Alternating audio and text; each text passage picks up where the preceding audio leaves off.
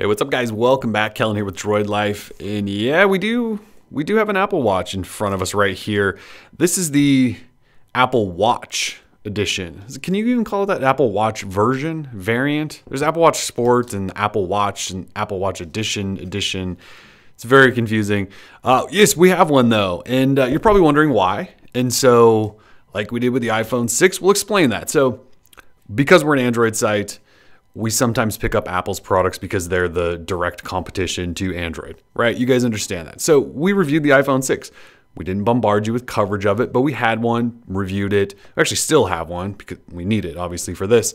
But that's what we do. Familiarize ourselves with the competition, see what Apple's doing great, what they're not doing so great, what they're copying from Android, what Android's copying from them. You know, it sort of goes back and forth. It's good to know what's going on, especially with your direct competitor. And so that's why we have this. So we have an Apple Watch. We're going to review it. Not going to bombard you with coverage, just like when we had the iPhone 6, but we want to talk about it, learn from it, familiarize ourselves with it. Look, if we want to have live blogs and poke fun at Apple stuff, we kind of need to know what we're talking about a little bit, right? So anyways, that's the long story. We do have one. And let's get to this. So what we're going to do today is just unbox it, give you sort of that initial impression we like to do. And we even have a couple of Android Wear watches right over here. And so we'll take a look at those next to it as well. Then we'll get to reviewing it. You probably won't see it again until our review. So let's do this. We went regular Apple Watch. See, again, I still don't know how to talk about this. This is not the Sport, which is the lowest version, which starts at $350 and only has an aluminum casing. This is the Apple Watch version. I can't even say Apple Watch Edition because then you're talking about the Edition. Anyways, the most confusing naming scheme ever. We went with the middle version, which starts at $600, has a stainless steel case, sapphire display. We also went with the 42 millimeter version. Actually, I guess I should say the 38 millimeter, I think starts at $549. We went 42, went with the big guy. It was $599. Just a white sport band, which you'll see in a moment. And yes, that's it. So here we go, Apple Watch. Unbox this thing. I don't know if you guys have watched any of the unboxings of the Sport version, but it comes in a completely different box. So the Sport version comes in sort of this long rectangular tube-like box. This one comes in a cube. So one thing you gotta love about Apple is their packaging, right? They just make it really easy. So anyways, here's the box. It says Apple Watch right there. And I already showed you that. Some stuff on the back, which says it includes the Apple Watch and the band and a charger and all that good stuff. So let's shimmy this guy off. And we have nothing yet, so I'm assuming I pull on these two tabs. This must be the watch. So we'll just set that there for 1 second. Designed by Apple in California, of course. There's an instruction guide there. I might need to look at that. Apparently this thing is quite confusing. So wall adapter and the charger. One thing I have seen a number of people who have reviewed this early mention is how long this cable is. That's awesome. Most USB cables that we get with Android devices are way too short, and running them sometimes from a nightstand to where you need them to be or on a desk where you need them to be never works. Apple apparently put a really long cable on here, so that's awesome. Thanks for that, Apple. And then there again is that power adapter. We'll get all that out in a second. There's that guide. We'll look at that later. So how do we get it? Oh, there we go. Pull tab right there. Whoop. And peel all of that away. More packaging. All right. So here it is. This is like the moment of truth. Oh, jeez. Okay. So there's the watch, and it was in there. I just knocked it off. And there's nothing else behind there.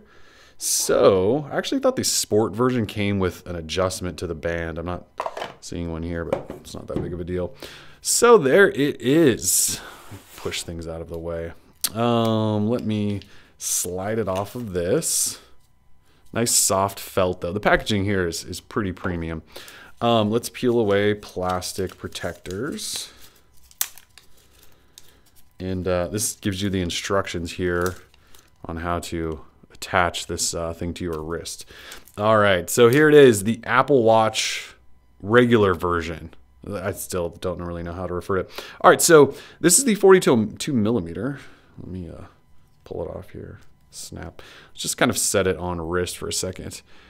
Actually, not as big as I thought it was going to be. I mean, it's big, don't get me wrong, but not as big as I thought. When I ordered this thing, right after I ordered it and started seeing people on wrist, I kind of went, I should have gone with the smaller guy, but actually not too bad there. So, all right, let's take a tour. First thing you'll notice in hand here is the band. And I know it's weird that I'm going there first, but while it's rubber, this is probably the nicest plastic or rubber band I've ever felt. This thing is really soft to the touch. Seems like it would be really comfortable on there, actually.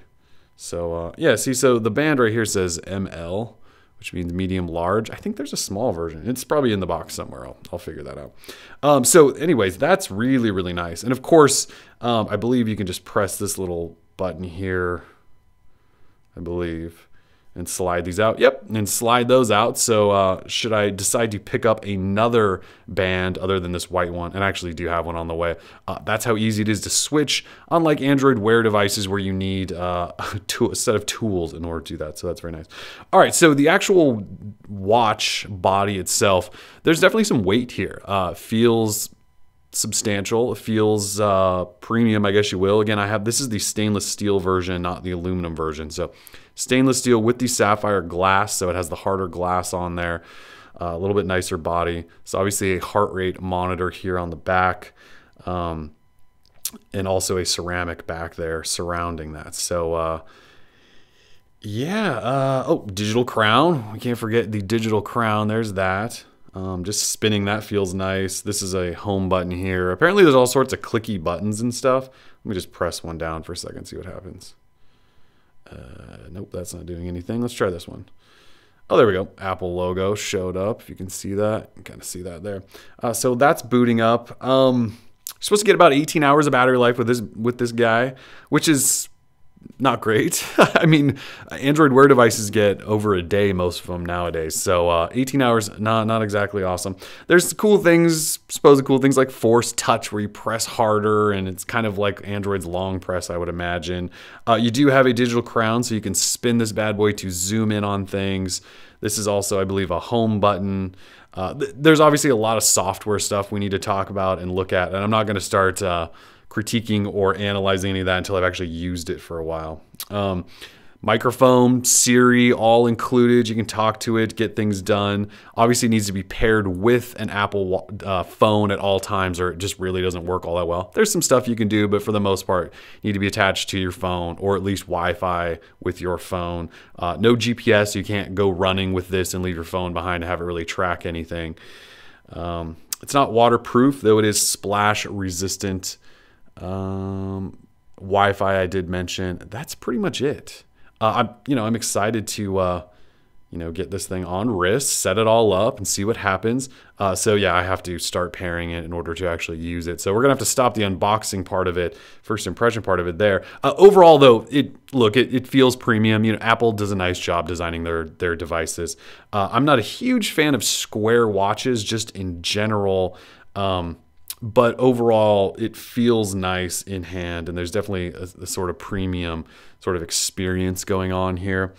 With that said, let's compare it to some Android Wear devices. So here's the Moto 360, arguably our favorite Android Wear device. So with the 360, you get stainless steel body. There's Wi-Fi, which will be activated soon.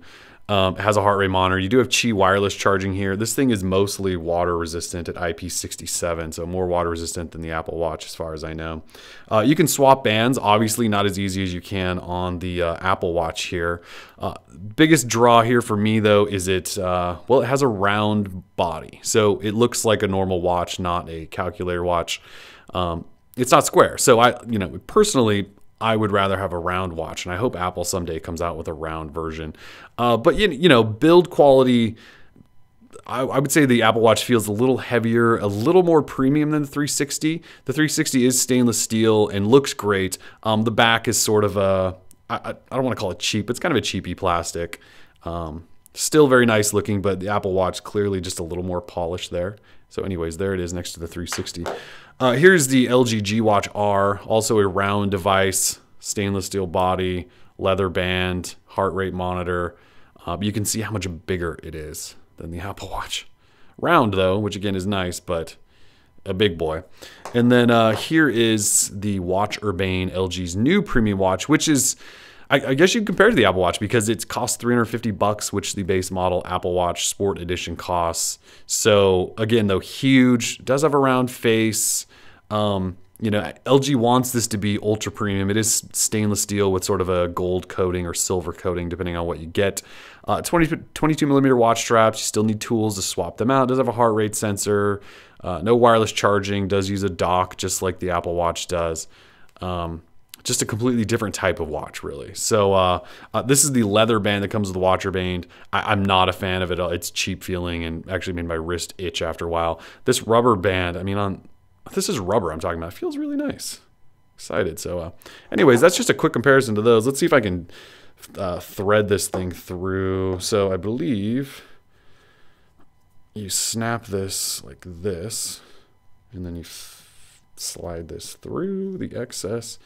And there it is on wrist. So again, I have to go through the whole pairing process and all of that in order to show you guys what's going on. But there is the Apple Watch 42 millimeter stainless steel version on wrist. So, it's not a bad fit. It doesn't feel heavy or anything. Like I said, I mentioned it was kind of a heavy watch. It doesn't feel crazy heavy. It looks nice, I guess. Again, I'm not a big square watch fan, but it doesn't look terrible. Feels nice. So, yes. So we unboxed it, Apple Watch. We have one. You guys know that now. We've unboxed it. We've compared it to some of those Android Wear devices. We're going to get to testing it now, and it's going to be behind the scenes. You're probably not even going to know that we're still doing it. You're probably going to forget about it, and then we'll maybe have a review someday. Basically, we just want to talk about the differences between how this works, Android Wear, sort of the approaches there from Apple and Google. That's kind of it. So you guys have comments, questions, or want us to throw it away, or whatever you want us to talk about with it, we can do that. For now, though, we're Droid Life. This is the Apple Watch. Peace.